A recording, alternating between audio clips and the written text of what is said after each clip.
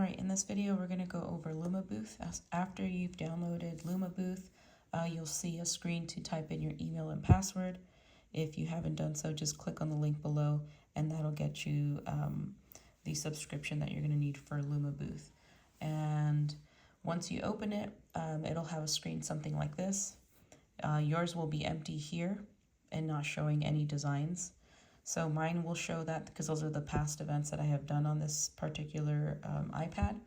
So right over here, what you're eventually going to have is just a list of every single event that you've done, and every single event that you do will have its templates built in. So what your job is to make these templates for your customers, right? You're going to ask them for your logo, and then you're going to ask them for the invitation, so that way you can use those design concepts for the main screen as well as the photo strips. So that's what your number one ultimate job is one, to learn how to create those templates, and then two, where to put them into Luma Booth. So this is just going to be a quick short video on how to actually start, how to function around here. So this is going to be your event line. Then you can always copy settings from your last events, which we're going to end up doing later on. And then when you click on launch event, that'll literally launch your entire settings in one action, and that will be the live photo booth mode for your clients to experience. You can also give your customers custom screens, as I mentioned. You can enable photos or GIFs. On this event, I did photos, GIFs, and 360 slow-mo, but not video. So let's say, for instance, your customer's like, hey, I just want photos or photo strips or just digital. You can just do that.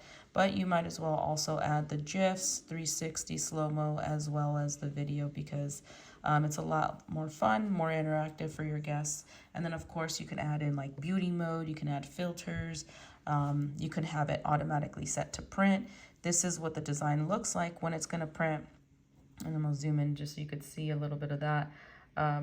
And then email 2, we're going to customize the email, also include our information on the bottom of every email and every text message, so that way everybody leaves home knowing who 360 Booth Expert is, which will eventually turn into more referrals. We are 99% referral base on our rental side, so if that's something that we've adopted on our rental side, and I highly suggest you do the same. So any email, text message that goes out, make sure you attach your information on there, so that way your clients could get a hold of you.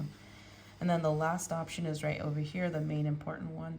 This is going to be the gear that you're going to edit the names of your events. So as you start creating new events, which is the next video and how to actually create one, this is where you're going to click on edit, in case, like, let's say you spelled the name wrong. Instead of it saying Amwim's photo booth, it says Adrian's photo booth. You can come here and edit directly from here, or rename the event, which will be listed here. So those are just some quick references on Luma Booth on this main screen. Be sure to continue on to this course in order, so that way you guys can learn what every single slide and option you have available for your events.